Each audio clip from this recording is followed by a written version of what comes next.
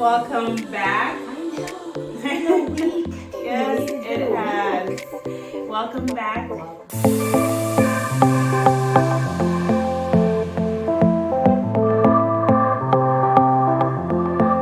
My name is Benji, and this is Yes, and we're here. Follow up our introduction. I know. We almost said that this is the second episode. Actually, no, it's not, because last week it was the pilot. It's a good, introduction, introducing yourself, to the public and the name. Yes. So that's keep buzzing because we did have, enough people reaching out to say, something about the name. But we're also still waiting for some comments to come or some opinion about your own shout-outs over there.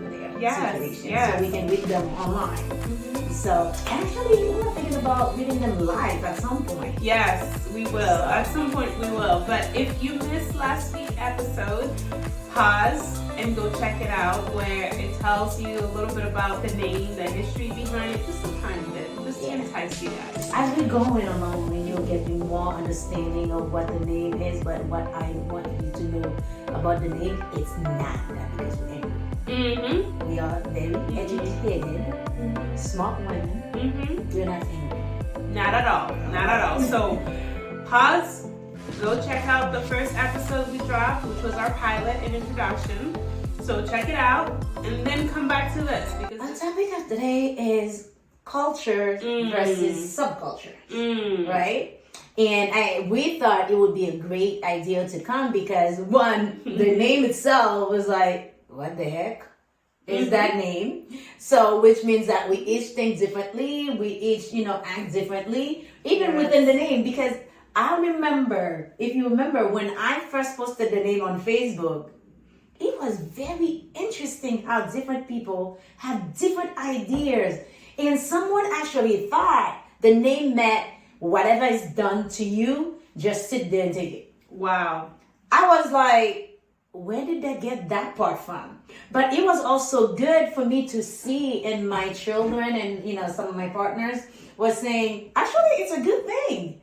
It gives you different ideas and different ways of how people see it. Because of the fact that I, created the name, I came up with the name, automatically it means something to me. I know what it means to me. But I never actually thought that some people would see it as being angry black woman. Some people, something we know all too well about. But I still didn't think that, that's what it was. But it's true. And I didn't think of it as someone would see it as, it means to be a pushover. Definitely did not see that one coming. So I had to educate people. So within that itself, it also is a subculture because of the way they believe the name is and what they believe. So therefore today, our topic is culture versus subcultures, and we will tell you all about it. And when we are having this discussion today, we're not talking about cultures relating to the ethnicity of who you are. That's not just what we're talking about. What is culture? Exactly. So what is culture? If I was to say, what is culture? Yes. What is culture? What is the first thing that comes to mind when someone says, what's culture? What is culture? I know for me, I can say Haitian. Exactly. Right? That's the first thing. I'm Haitian. That's the first thing That's the first thing. You're like, oh, I have the American culture, the Jamaican culture, Dominican culture. But there's much more to that than just, where you're from, right? Because culture, if I work in a place, there's the office culture. If I am in a new setting, it's not necessarily can be a mixed ethnicity being there, but there's a culture there. So basically, what is culture? The way we do things, what we believe in, our set ways, and therefore within that, there is subcultures. And the perfect example is. I love spicy food. But Jenna, she's looking at me because cannot even come close to spicy food. Sometimes even the smell of spicy food kind of like itch my throat, right? So if we both somewhere and we say we Haitian, so and I say quote unquote Haitian is so far because we both, people would assume we both like the same thing, the same food. So when I go to most Haitian places, and I barely eat meat. Yes, all the Haitian out there. That too. Don't do that. Don't do that. All the Haitian out there looking at me, what do you mean you don't eat meat? I do once in a while, but I cannot stand spicy food because I can't take it. So in places that I go, the first question that I've been asked is what kind of Haitian are you?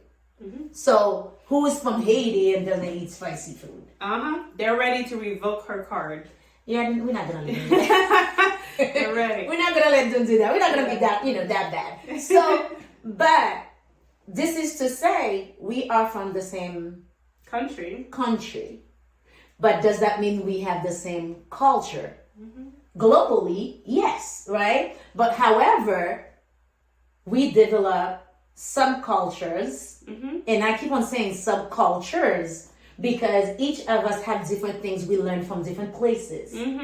We each have different exposure in different ways, and we deal with different people. So therefore, in different exposure in different ways, we develop our own different beliefs outside of what we were taught, outside of how we were brought up, and we create something else, which would be our own subculture. So, what happens when there's cultures and there's subcultures? It clashes. Okay. It clashes, and a perfect example that we have is that when you have a child who's going to the education system in America and they just came to America and they have to adjust to not only a new country but a new environment and a new set of different rules compared to Haiti, and then you have the parents who are not into that world, meaning the school world, and not yet, right? But their children are. So there is a lack of understanding on both parts, from the child perspective and from the parent, because the parent is not experiencing what the child is experiencing, and the child is experiencing a different world. Talk a little bit more about that. It's not just me who actually went to school here. You went to school here too. So, but I understand what she's saying. You can pick up, she's not. So, what I had experienced, and actually I can use my brothers, and I don't think he would mind, because he came here at a younger age, much younger than I was when I came here. So when he came, and so they're dressing him up, because back in Haiti, we have a way of dressing our kids to send them to school as if they're going to, I don't know, to meet Obama. I don't know. Honestly. We're not ditching.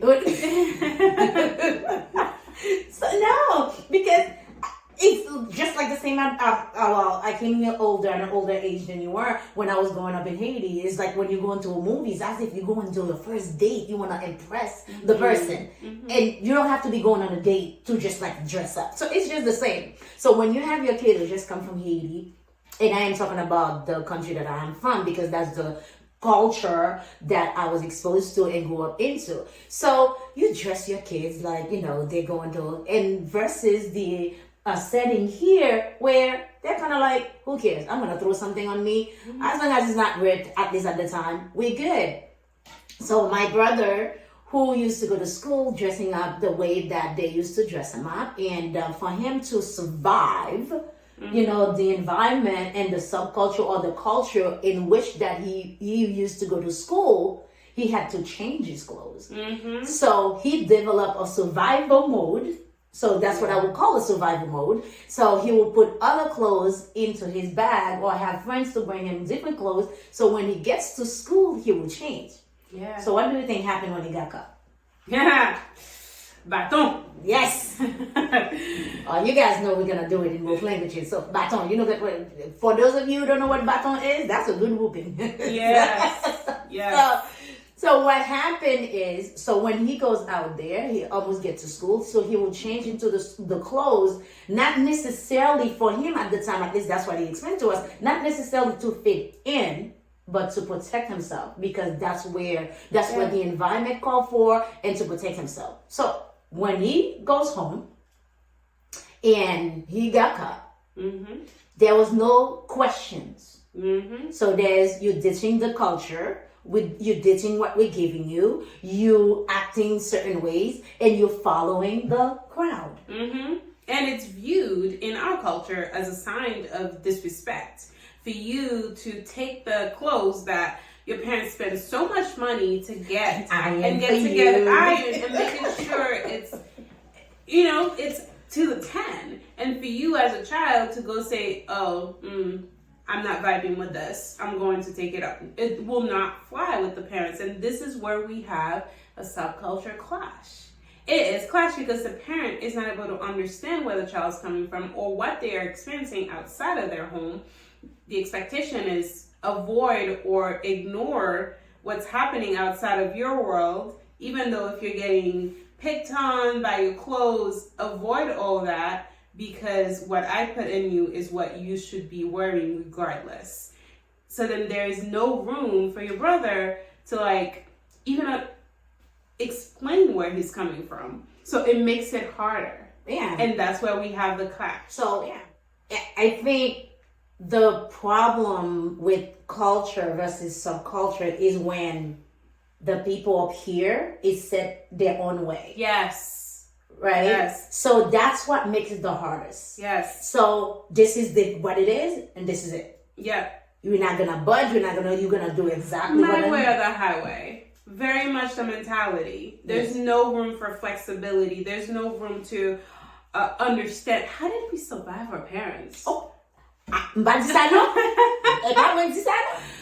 I didn't say it. She did. I'm just saying, how did we survive? I know a bunch of young people are gonna be happy about the statement she just made. I didn't say it. She did. How did we survive? But you know, in all seriousness, it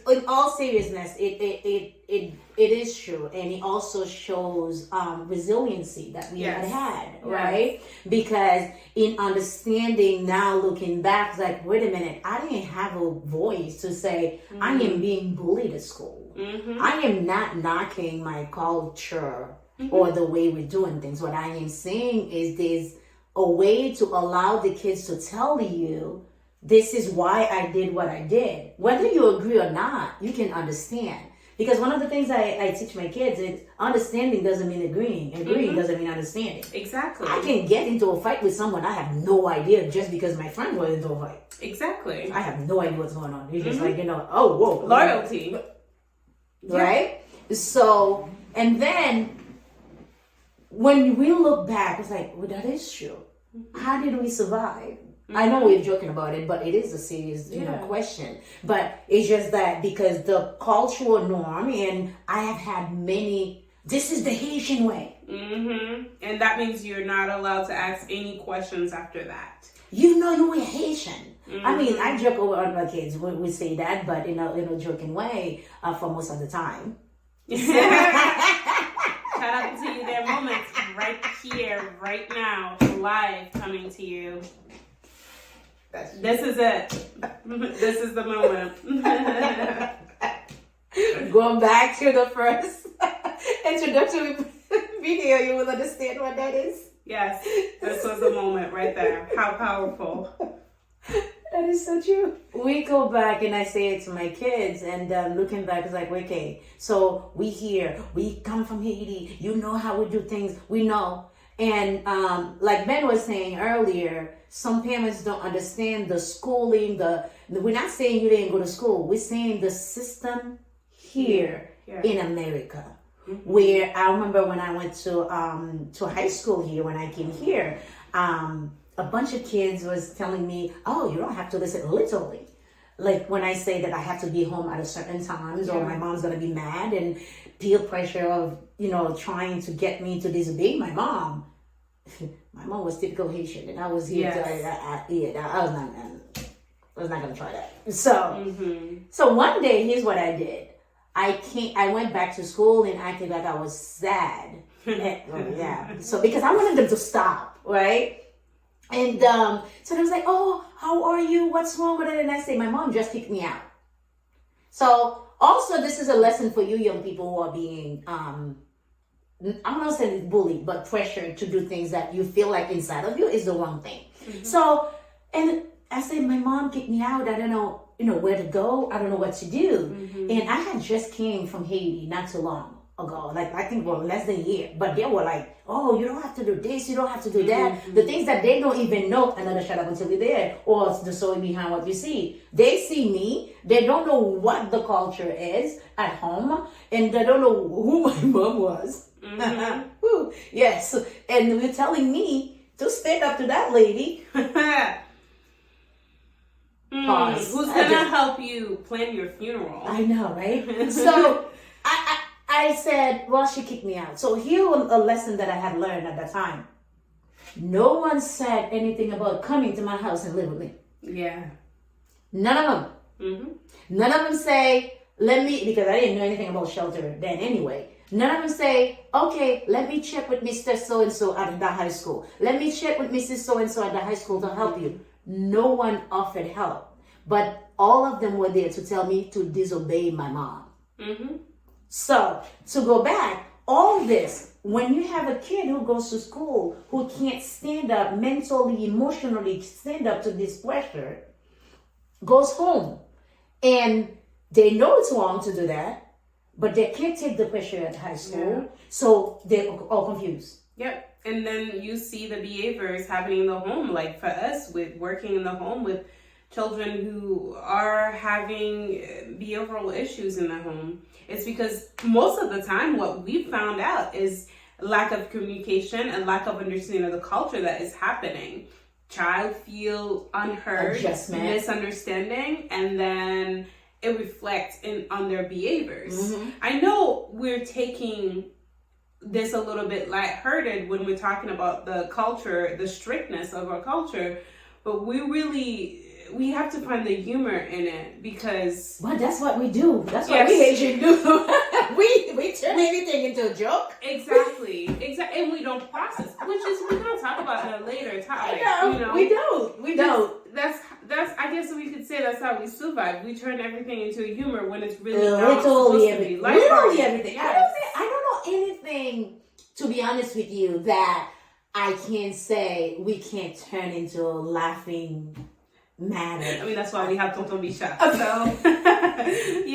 so we have somebody who literally turns. As we're talking, I'm thinking about what would it be for us, at some point after we cry, after we this, it's just like, how they say time heals? I don't think we take time. Even though we don't heal, though, right? We don't heal, but you just like we cover it. So, and then the children or the child goes into a society, the American society that they express. Yes. And then they're coming from a culture that's saying, don't do that. Who do you listen to? Who do you follow? Exactly. Culture clash right there. So, when you bring this thing, I think the only solution for it is parents out there. As you must know, we're going to do that in Haitian Creole. The same thing. We're going to, do it in Haitian Creole. Parent out there, those of you who understand a little bit of what we're saying, try to communicate with your kids. Understand that we're not telling you how to raise your children, ever. No. We could never do that. We have children ourselves, and we know how we feel if somebody tells us how to raise our children. So we're just coming from a different perspective. Experience as well. One, from professional experience, and two, we went to school here. I came here, my mom had limited English. My mom was a single mom who was doing everything and left many of us in Haiti that she was trying. So going to school was not my mom's main thing, but my mom was not stupid either, right? So what I'm saying that to say, when we're talking to parents and we're saying you didn't go to school, we're saying you didn't go to school here to have the understanding of what the little subcultures, and know also when your kids go to school, they're dealing with different ethnicities from all over the place. Yeah. So they're learning different things, right? So we have this proverb in Haitian Creole that says "Simon parete non pizekay," right? So kids don't stay in many houses because they take different habits and different manners. So even with that should be also the understanding. Yeah. Come to think about it, we say it. So But we don't leave the room open to know when they come here in America. It's the same thing. So when we send them to school, we send them out there, they're exposed to this, they're exposed to that. I don't say they have to follow it, but this is the same kids who's also adjusting. Yes. New language, new system, new exposure, depending on where the child came from in Haiti, not used to certain things. Yes. Boom. Culture clash. Culture clash. And the culture clash create tension, a lot of fight in the house. And sometimes we call the kids ungrateful. And sometimes we think that they want to do something to us, meaning the parents, because we don't ever consider sometimes, did I ask the right questions? Or did I not ask question at all? Yeah. Or is it my way or the highway? Which is it? I am not gonna say certain things we say. We're not bashing any parents. We're telling you certain things. Take a deep breath. Yes. A big one. You're not gonna like what we have to say in this podcast, but we hope that you enjoy it. And send your questions with the link, to the link and every, way to contact us on the video flashing to you. And not all topics gonna make you happy. No. And we're okay with that too.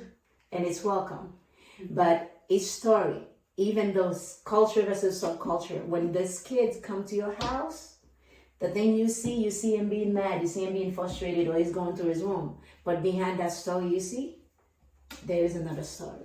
There's always another story. Even if they say nothing is going on. Usually that's when something's going always on. Another story. Always. Yeah, so. We hope that those of you who are listening to us and those of you who to come to listen to us, we hope that you take today's episode with kind of lighted heart, but also you determine the messages that you get from today's episode, and you decide how to incorporate it. Yeah.